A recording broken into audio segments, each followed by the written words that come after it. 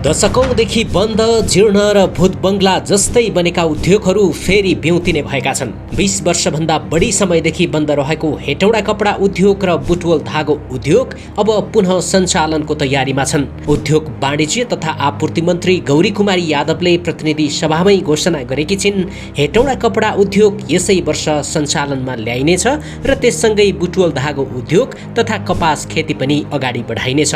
कपडा उद्योगको लागि यहाँ हेटौडा कपडा उद्योग सबभन्दा पहिला सञ्चालनमा आउँछ र कपडा उद्योगको लागि बुटवल धागो र कपास खेती एकैचोटि तीनवटै एउटैमा जाने प्रायोरिटी अनुसार हाम्रो पहिलो चाहिँ कपडा उद्योग, बुटवल धागो र कपास खेती तीनवटै यसै साल हामी सञ्चालनमा ल्याउँछु भने जानकारी गराए। धन्यवाद। वर्षौंसम्म अनेक सरकार आए, अध्ययन भए, घोषणा भए, बजेट छुट्याइयो, तर उद्योगका मेसिनमा खिया लागिरह्यो, भवनहरू जीर्ण बन्दै गए र हजारौं रोजगारीको सम्भावना बन्द ढोकाभित्र थन्कियो। तर अब अवस्था बदलिने भएको छ।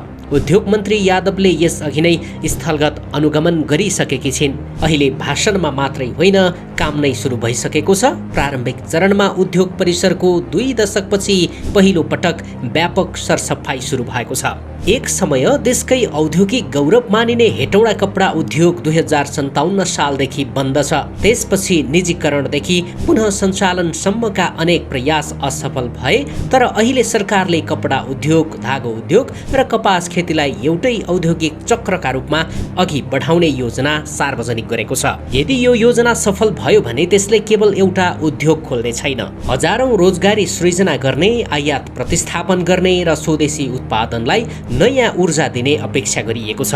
रुग्ण उद्योगहरूलाई पुनर्जीवन दिने अभियानलाई बालेन शाह नेतृत्वको सरकारले आफ्नो प्राथमिकतामा राखेको छ। अब सबैको नजर एउटै प्रश्नमा छ, के दशकौंदेखि बन्द रहेका उद्योग साँच्चै फेरि चल्नेछन्? यदि चल्छन् भने यो केवल एउटा उद्योगको पुनर्जन्म हुने छैन, नेपालको औद्योगिक पुनर्जागरणमै नयाँ क्रान्ति साबित हुनेछ।